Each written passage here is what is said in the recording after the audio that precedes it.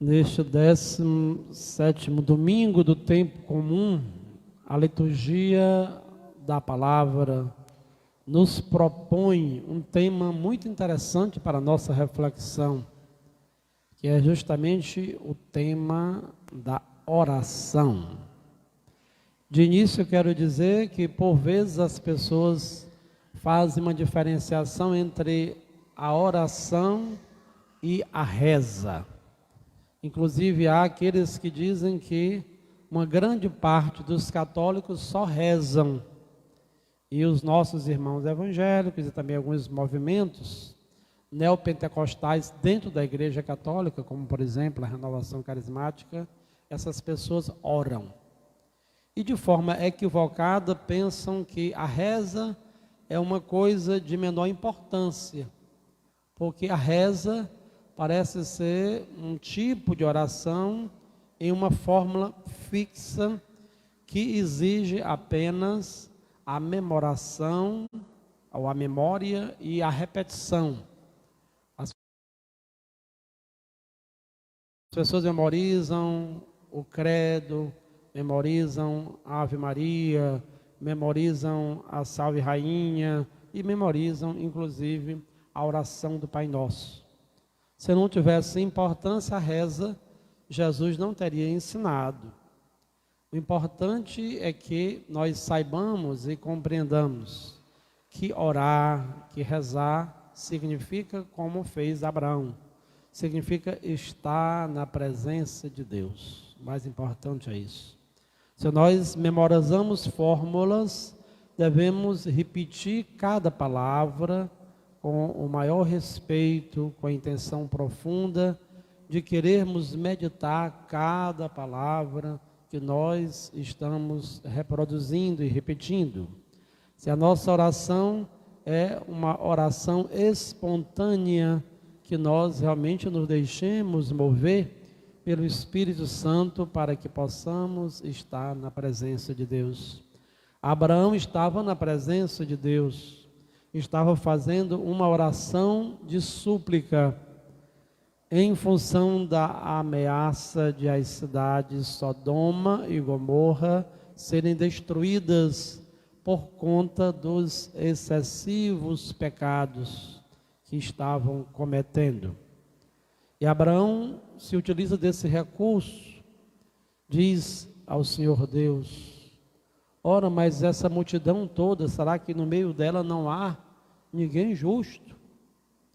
Vamos colocar que houvesse pelo menos 50 justos.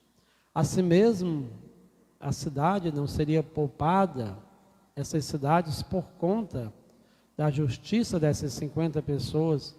E Deus respondeu: não, se houver 50 pessoas, elas não serão destruídas. E aí ele foi diminuindo. E se houver 45, 30, 20, 10, e Deus sempre dizia que as cidades não seriam destruídas. A conclusão, por que foram destruídas? Porque realmente ninguém prestava. Não havia um justo. E a Bíblia diz que não há um justo, não há um sequer. Por que o mundo ainda hoje não foi destruído? Porque o único justo é Jesus. É Jesus que segura as pontas. E nós, pecadores, devemos buscar o caminho da justiça. Nós que somos pecadores devemos buscar constantemente a nossa conversão. Devemos pedir a Jesus que possa nos curar. Mas se hoje estamos no caminho da santidade, a qualquer momento nós poderemos nos desviar do caminho de Deus. Por isso, quem está de pé, nos diz a Bíblia, cuidado para não cair. Isso para que ninguém possa se orgulhar. Diz São Paulo: se há um motivo para eu me orgulhar, que eu me orgulhe na cruz de nosso Senhor Jesus Cristo. Cada um de nós carrega a sua cruz e pede a Deus a fortaleza para não se desviar do caminho do Senhor, do caminho da justiça. Mas santo é somente Deus. Ele é 3 vezes santo. Nem o próprio Cristo quis ser chamado de bom. Por que me chamas de bom? Somente Deus é bom. Muito sábias as palavras de nosso Senhor Jesus Cristo. Aqui no Evangelho, a oração do Pai Nosso é ensinada. Jesus estava em oração. O quanto de encantamento havia na pessoa de Jesus. Os discípulos olhavam para aquele fenômeno. E depois que Jesus terminou a oração, disse aqui o evangelista Lucas, porque nós temos duas versões em dois evangelistas da oração do Pai Nosso, em Mateus e em Lucas. Esta que estamos aqui hoje lendo é a versão mais sucinta, mais resumida. Em Mateus há maiores detalhes. E depois que eles esperam por Jesus, eles vão se aproximar. Um deles diz: Senhor, ensina-nos a rezar, dia pública, a Santa Missa. Nós também rezamos o Pai Nosso. A primeira característica é que primeiro Jesus reza, para depois ensinar. Talvez nós façamos o contrário. Os pais, os avós, os tios, primeiro querem que as crianças repitam as orações. Mas é importante que eu, como sacerdote, possa rezar. Que você, como pai de família, como mãe de família, primeiro reze. Primeiro demonstre pelo bom exemplo o quanto é importante estar na presença de Deus.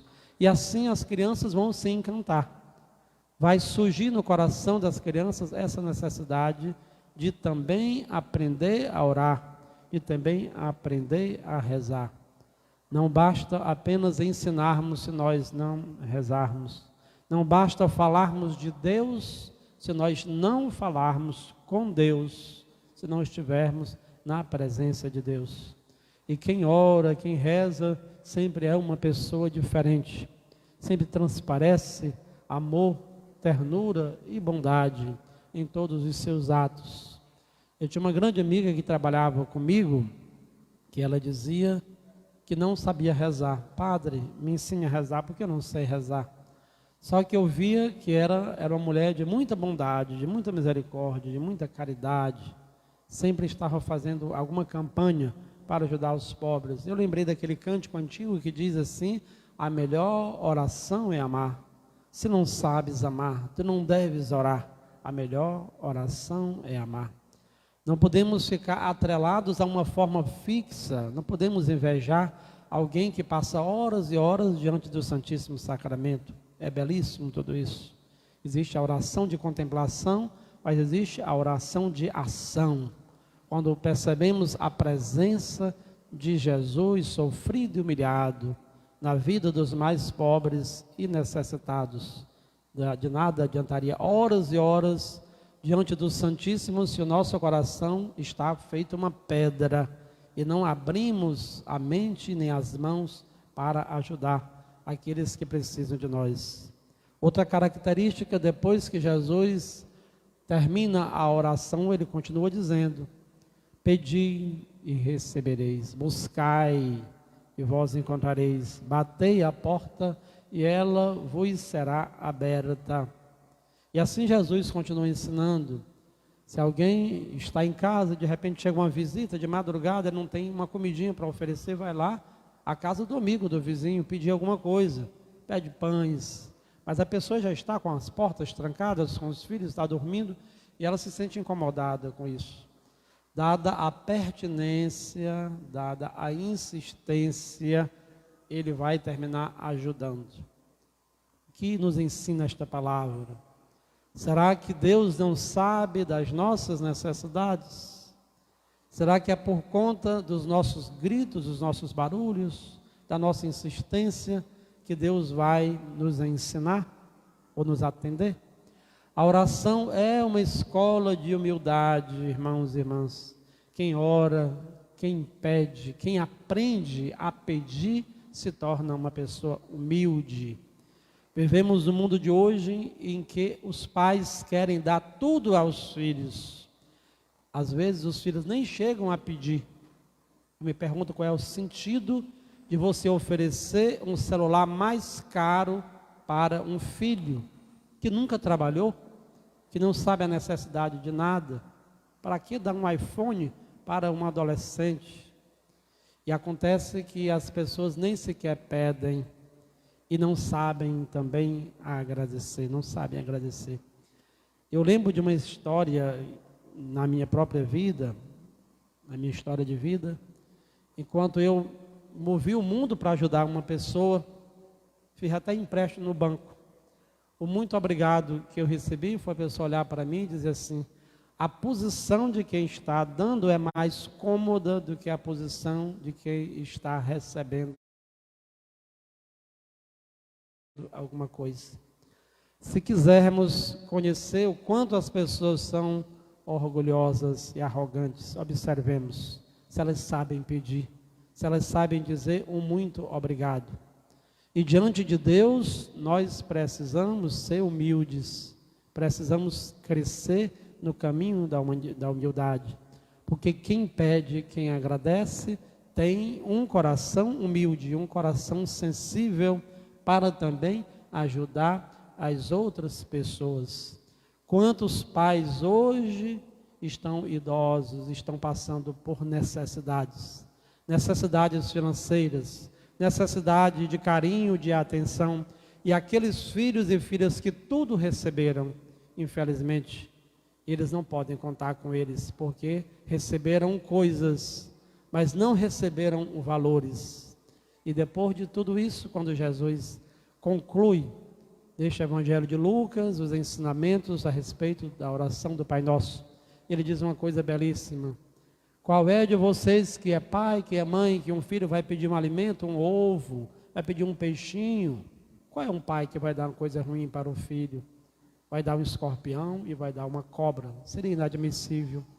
Ele diz: se vós que sois maus sabeis dar coisas boas aos vossos filhos, quanto mais o vosso Pai que está nos céus vos dará o Espírito Santo àqueles que o pedirem.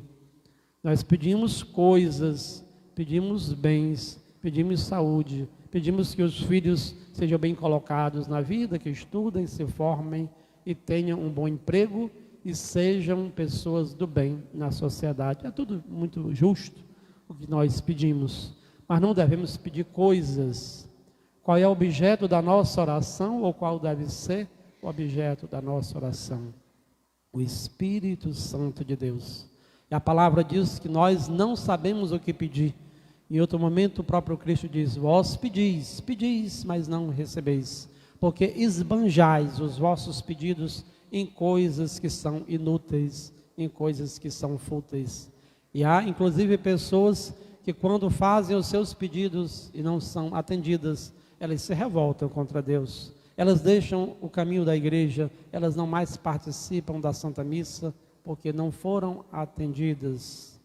São Beda, o Venerável, que viveu no século VIII, mais ou menos, na Grã-Bretanha, ele dizia, comentando esta passagem bíblica: não basta pedir, não basta buscar, é necessário que nós andemos na presença de Deus com toda a retidão, com toda a dignidade. Se muitas das vezes não recebemos, devemos entender que é porque nós não estamos merecendo, ainda não é o momento.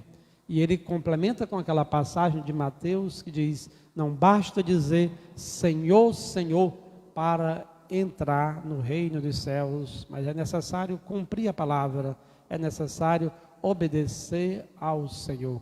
Irmãos e irmãs, rezando ou orando, que nós aprendamos na escola da oração o caminho do serviço e da humildade, porque diante do Senhor, recebendo o seu Espírito, o Espírito Santo de Deus, teremos humildade, teremos sabedoria, teremos discernimento, ciência, conselho, fortaleza para obedecer